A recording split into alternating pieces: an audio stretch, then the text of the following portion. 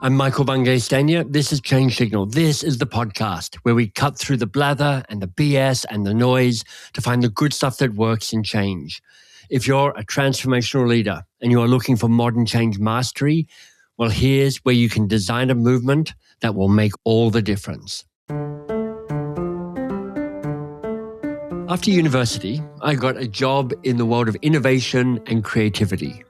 Now, I didn't realize it at the time, but this is when I first dipped my toe into the waters of change and transformation. I would go out, I'd run focus groups, I'd figure out what they're trying to tell me. I'd then come up and invent products and services for those people and also for the clients who wanted to launch them to those people. And I loved the whole process. But if I'm honest, as a company, we just weren't very successful. We created great experiences for everybody involved, but we never really successfully launched anything, at least not in my time. And from the London HQ, I would look across the ocean to this company in California called IDEO and say, well, how are they being successful? Because they are launching things that make a difference. And I realize now, what I didn't know then, but IDEO had an understanding of how to design change in organizations. The designer is really focused on three things. The first one is really understanding the world how it is.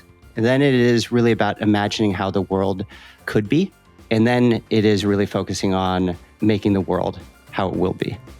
That's Bryan Walker. He is a longtime partner at IDEO. He is steeped in design thinking, and he's the co-author with Sarah Soul of a Harvard Business Review article that, when I read it, really resonated. It's called Culture Change Needs to Have a Movement, Not a Mandate.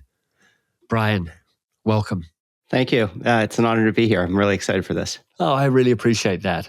In your experience thinking about change, which of those three states gets overlooked most commonly? Is it the world as it is, the world as it could be, or is it how do we make the world that we want it to be?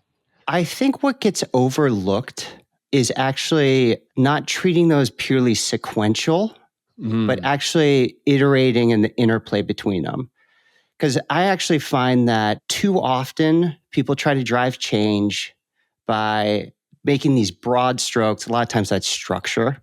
People immediately go to, and then because they think it'll create new behaviors, which will produce new outcomes. Yeah. As opposed to instead actually really start small, go after creating those new outcomes with these new behaviors, realizing it's going to reveal what about the structure and what about the wider organization needs to change. So for me, it's treating that sequentially rather than really designing and iterating and prototyping and continuing to evolve your thinking based off of what you're learning through action. Bryan, I came to you through your HBR article around seeking a movement, not a manifesto, which touches on some of the things you've already pointed us to. But that was a while ago. That's 2017 that came out. So yay for HBR stuff that lingers, because that's part of the great things about being published there. I'm curious to know what's changed for you in how you think about change and shifting organizations in the last, 8 years since you wrote that? Yeah. The principles and many of the beliefs that are embedded in that article, I think I still hold to those. Yeah. I still very much believe in those, that organizations are human. And many of times when it comes to change, it is about human dynamics. And a lot of these things really are timeless. They're kind of what it means to be human and what it means to try to get stuff done as a group of humans. Yeah. But what has evolved, or even maybe I'd say is sharpened, is just my thinking about how do you approach transformation with a movement-based approach. Right. So I want to come to that in just a minute. You talk about the importance of change being human-centered. Why is that so hard? Like when you're working with your clients at IDEO, what's the tension that you're wrestling with when you're trying to move them to be more human-centered in the change work that they're creating? So at IDEO, a lot of the work is focused on product. So it's a lot of organizations offer. So with them, it's about thinking about the consumer. Yeah. How do you really understand the consumer? With our work that is more organization oriented, it's about thinking about the employee, right? And I think probably the biggest challenge often is just distance, is taking the time and going into a person's house, whether that's your consumer, or stepping out of your perception and your reality of a company and instead stepping into the front lines of a teller at a bank, or your head of finance and spending real time and seeing that reality. I think that's the biggest challenge often, because once people have that experience, generally they walk away incredibly inspired with all sorts of new perspectives. And it's just a reminder that different people's realities and worlds are not the same as yours. And so for me, that's actually the biggest challenge, is just the distance that often begins to get created between people. This actually feels to me like the beating heart of the interview. I mean, Bryan and I have more to say about design and movements for sure. But how powerful to frame the work we do as transformational leaders as closing the gap between people, especially in a time when siloing and soloing seems to be more prevalent and making things harder for people. Yeah, I remember an IDEO story of trying to make a hospital, I'll get this slightly wrong, you'll know the story better than me, but trying to make a hospital experience better, and actually lying on the gurney as you're being pushed along and just seeing the underwhelming ceiling flashing by and going, is there something we can do with the ceiling to make that experience a more welcoming experience? And you don't get that perspective unless you're on the gurney itself. Exactly. That was actually some work that was done with a colleague. He's since moved on from IDEO, been a professor. He's a great guy, Christian Simsarian. He was actually quite influential early in my career in terms of learning different things about design research from him. Oh, that's cool. The big one to add on that story was we went in to the meeting with a bunch of these executives of this hospital. And the start of the meeting was literally just playing the video of staring at that ceiling for about 15 minutes. Right. To begin to kind of empathize and just sort of make that point of like, yeah, you do all this stuff, but the reality is this is the perspective and this is the experience of most of your patients. What's the equivalent to that within shifting an organization? I mean, how do you bring a change team or an executive team who are sponsoring change? What sort of experiences are you seeking for them to get, for them to then be more empathetic, I guess, towards what's happening? Yeah, I think it's something that's really powerful. So a lot of the change that I'm often involved in with large organizations is how do we become more human-centered, consumer-oriented, innovative, creative, collaborative, et cetera, right? Yeah. And often that's tied to, well, that means we need to do new offers that we haven't done before, but we know our culture might be what's holding us back. So we need to evolve our culture in order to do some of these new offers, right? So that tends to be the scenario. One of the most powerful things I find is there's very few things that literally touch pretty much every function in a company. Launching a new offer does. You go through legal, you often touch on talent, you do these things. And so that becomes a really powerful vehicle to actually see where is there friction. Got it. What are really the challenges and stuff. And what I'll try to do with the executive teams is, as we're launching a few of these new things and running into all these brick walls and stuff like that, is have them as close as possible to the actual action of what that takes. Because what you see generally is these departments that might feel like they're barriers to you doing what it is you want to do, is they're putting up some friction for very good reasons. Like there's a risk consideration we have to have, or there's a legal contract that we need to honor, right? And so those things surface through the doing, and you want to keep executive teams as close as possible to that, because then they can empathize with those who are really in the work. There is a colleague of mine, his name was Paul Bennett, and he used to say, let the work do the work. And I always thought that was a really powerful thing, because through the work, often it will reveal so much of the things that need to change and need to be learned along the way. There's a way of saying, rather than we're running a change program, and we'll try and get all the other work done while we're doing that. It's like we use the work that needs to be done to be a force for change in itself. Correct. That's well said. Yeah, I'm just going to say self-servingly, that really was well said. You might even want to write that down. Use the work that needs to be done, not as separate from the change work, but as the change work. I mean, in some ways, it reminds me of Marshall McLuhan's famous insight, the medium is the message. So in the HBR article that I reference in the introduction, you say this: to create a movement in your organization, start by framing the issue in terms that stir emotion and incite action. I mean, I'm nodding as I read that, so I agree with that. But what does that look like in more detail? I mean, how do you stir emotion and how do you incite action? Yeah, I can explain to you sort of the mental model I use and a lot of IDEO uses now. That would be helpful. Okay. So, right, as we know, obviously change is a journey. Yeah. This isn't going to happen overnight. It takes some time, but you're never going to get there if you're not making progress along the way, right? Mm-hmm. And so we simply see change. And I should say, this is myself and a colleague, Luis Silimengras, that really sort of developed this thinking and this framework in particular, just through reps, doing this for 15 years kind of thing. And we kind of see it as there's 3 stages. The first one is I can see it. And here you're just really building belief in the change. And then we can do it. Here you're building confidence in the company's capabilities to pull off the change. And the last one is this is us now, where you're building identity that we are the change, which when you then dig deeper into, well, what does that actually mean in terms of the things you're doing? What you kind of see is it's often a flip on typical change management where you might start with structure and process and all these things to then drive the change, as opposed to you almost more like end at that. I'm just noticing the external to internal shift that Bryan's setting up.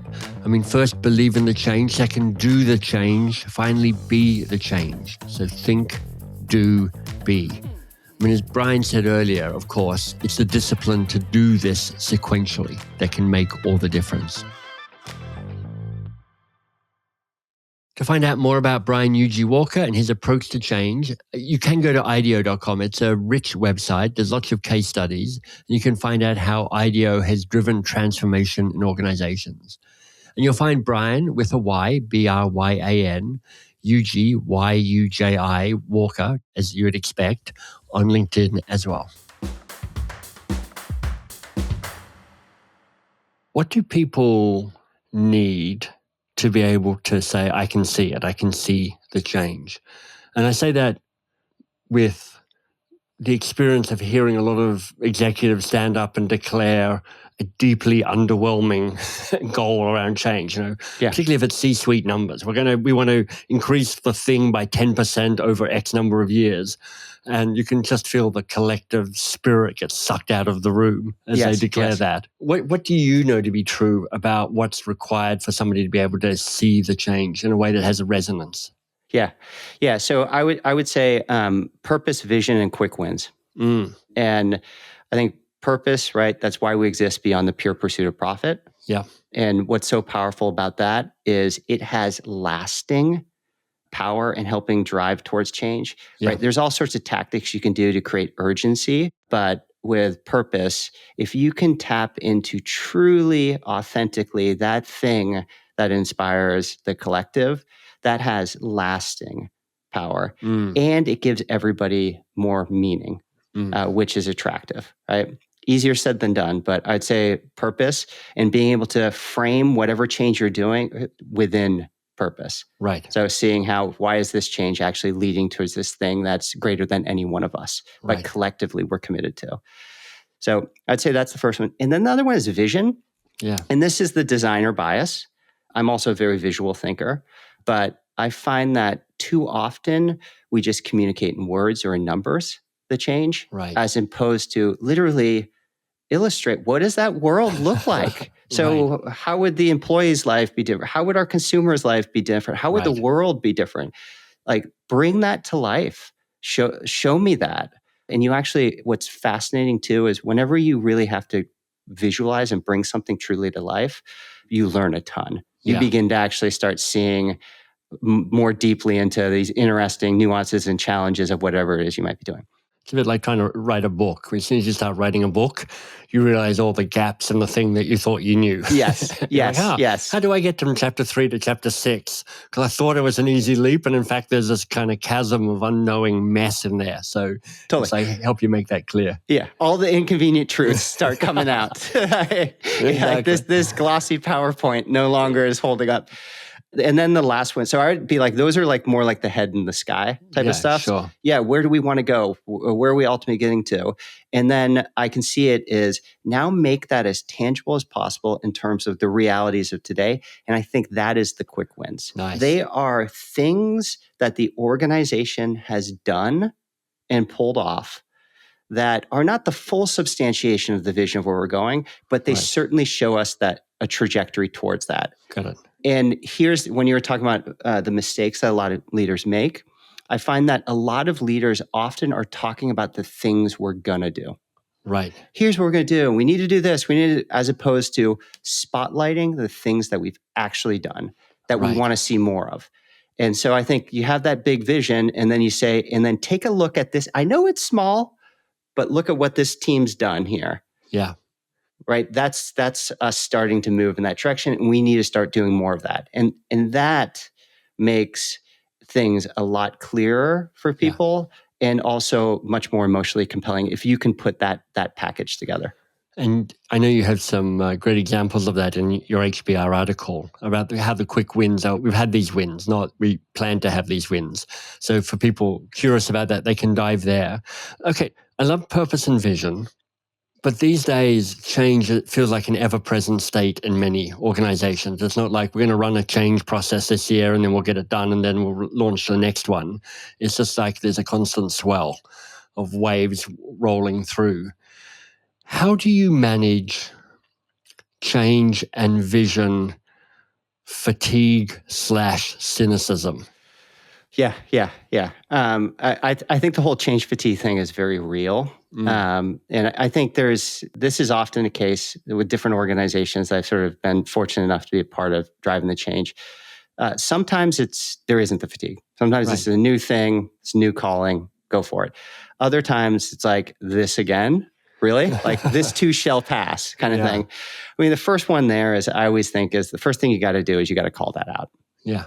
Right? You have to be like, name the thing, right? It's name the reality. Yeah. I think that goes a long way. And then also be really clear of how is this different than anything before? And why do we still need to go after this? Got it. Right? Okay. But I think the biggest one is I find there's so many of these change programs or transformation that are almost dancing around the real issue at hand. Right. Which is a lot of times like the reality is we're this company and we got to be doing these things. And right now we're just kind of doing these things, right? And so the more you can really connect the change to the true issues at hand that are actually a part of the work, not additional work, you're going to be better off because then it's not going to feel like fluff and it's another thing I got to do on top of the real work I've got to do. No, we're going to do the real work differently in order to produce better outcomes. And that's the angle you got to go. How do you help particularly the senior folks in your client organizations to have the courage of that? You know, one of the ways people talk about strategy is saying no to the things you want to say yes to. And there's a way that it can be quite comfortable to kind of set up a whole bunch of peripheral change stuff because it's like, A, it keeps us all busy. B, we're all doing stuff so we can all, look good in our quarterly performance reviews because of all the stuff we've done. And C, this doesn't actually threaten the core, which is like some sort of essential part of what's going on. I'm wondering what it takes to have the courage to let the work do the work and name the real thing that needs to evolve and cut the stuff that's kind of a misdirection or a distraction on the sides. Yeah. How to give the leaders the courage. I mean, that's a tough one. I've been lucky in terms of having worked on these transformations with some real sort of, I think sometimes we'll talk about it as enlightened leaders, right? And they're ones that have a big vision, but also the courage to make those choices. And you're right, the toughest choice is always what not to do. Right. It's not what to do. It's what not to do. That like, but, what about this one thing? Yeah. And so, but I've seen different tricks in terms of ways in which you can do that.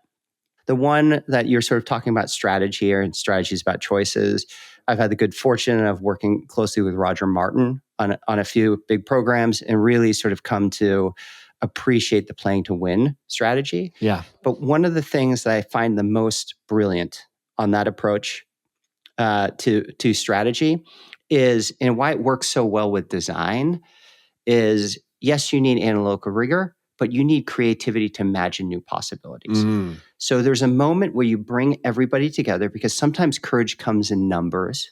So not the lone individual, but coming in numbers. You bring all the necessary stakeholders together to then expand the possibilities of what are the strategic possibilities. Yeah. Right. And really flush those out. Where would we play? How would we win? But then a magical moment is when you think, all right, here's the 5 possibilities. And different people believe in the different ones. Yeah. But then you ask everyone to believe in it. Yeah. Each one, and go, what would have to be true? I love this question. For this choice to be the winning possibility. Yeah. And you got to go through that with everybody and one person might say, this is not the right choice, but it's like, that's not the question. Yeah. What would have to be, and they list, and then you got to wait until you get to the point. It's like, so if you look at that list, if all those things were true, I'm not asking, do you think they're true? But if all of them were true, would you be on board? And then you quickly get into a place of, okay, so what's the riskiest assumptions? What are the things that are not true, or that would have to be true, that we don't think are true, or we can't make it that way? Now let's run experiments, because that gets back to your question of the courage, right? So one is, I think you now have numbers. And then the other is, with the experiments, you begin to have data. And so it's not just, I think, or I'm guessing, but right, is you need, particularly for big choices and courageous acts, you should have evidence that you're not just going to jump off a cliff. And so for me, those are 2 things: is being able to do it together, and then also really experimenting so you can create evidence and data to inform your choices. And as a quick reminder, we've had some great episodes in the past about how to deftly use data and metrics. So dig into the back catalog, look for Neil Hoyne, Hoyne, and also Ryan Brown. That question, for this to be our number one choice, what needs to be true, is so brilliant, because it moves people into the future. Where we normally sit is in the present, and we look at these choices and go, who likes this choice? I do, I don't. And everyone's got their own biases and preferences and allegiances for whatever reason. And what you're doing is you're moving people away from their current commitments, and you're moving them into the future. And it's like, imagine it's already succeeded. Imagine this has become the best choice. This is you painting your picture. This is your designer again, kind of going, look, let's imagine what happens if we've made this choice fully committed to it. What needs to be true? And then you look back and you see the pathway from where you were to where you are now. Yeah. And you kind of see what's possible and also not possible, and risky and not risky. But it's a brilliant way of moving people into the future and getting them out of their own kind of current commitments. Yes. Can I add one other trick that I find often brilliant? Is one of the choices, one of the strategic possibilities needs to be, don't change a single thing. Love that. Because once you start seeing all of these things and you're pulling apart, you realize how risky also it is just to stay the course often. Yeah. And it often reveals really, well, what is the problem that you're grappling with today? So, I mean, we could geek out on this for a while, but I find it a pretty useful framework on many fronts. What are you seeking to unlearn these days in the world of change? Maybe one is that there's not a beginning and an end. Right. There's so often it's painted that way. So I think for me, that's probably the biggest one. The other one I would say is that there's often a conversation around, are you going to drive the change from the top down, or the Right. bottom up. Right. And I find that frame is off. Right. It's an unhelpful binary. It's an unhelpful binary. Instead, I really think that so much of transformation, particularly when you're doing it through doing, is more from the edge to the core. Nice. Right? Because you're going to need the top, middle, and bottom to pull off any of these changes and make them last. Yeah. But you're not going to do a flip of a switch of everything. Yeah. You really need to make sure your edges are where you are experimenting and creating those microcosms of who you're going to be in the future. And then thinking about how those are beginning to scale and be absorbed into the core. That's, for me, also a bit of a reprogramming, is break that hierarchical kind of way of thinking about change and actually more move to an edge to core approach. Bryan, you talked about I can see it, I can do it, and this is it. Yeah. And I love that final step, which is, look, we've arrived, this is our new identity. What I'm assuming is here, I may be wrong, is it's a way of consolidating the change. It's a way of saying, look, we're here, and here's how we're going to stay, rather than be kind of pulled back into a past identity. Yes. Yeah. What have you learned around consolidating the change so people can say, oh, this is it now? Yeah. So, this is social movement theory. Is a really successful social movement becomes the establishment. Mm-hmm. Sad, but it's true. Every revolutionary becomes a conservative. Yeah. And it's basically you take your influence, your momentum, and then you formalize it into the established power structures. Right. And so within corporations and organizations, a lot of times that is your management systems. Right. And once through the movement, you begin to get really clear, because you don't want just blanket moves to be making, particularly with big corporations. Right. So you need more like acupuncture, where you have just a few concise things that holistically shift things. Yeah. But through the friction, you've seen now what really are those systems, informal or formal, that are holding us back. And now is your chance to actually change those. A lot of times those become incentive systems, talent development systems, processes, tools. These legacy systems are the ones that keep us stuck in the status quo. Yeah. And then I would say then there's the other side of it too, where a lot of times you scale new language and literally new symbols. Right. You refresh your brand identity. Right. You do a name change. And that's another thing you see in social movements too, is how well they use symbols and language to create a sense of us versus them and really establish who's on what team. I think you get into those softer systems, you could say too. I'm coming back to what Bryan said right at the start of the conversation. Close the gap between people. And look, I know there's more to change and transformation than just that, but holding that as, in some ways, the deeper win, well, that feels important and exciting and human. Thanks for all you do to close the gap between this podcast and the people who've yet to discover it. I do appreciate every post, every review, every recommendation that you make. There is more to be found at thechangesignal.com, including the revamped newsletter. Thanks for doing the work. I'm glad you're here.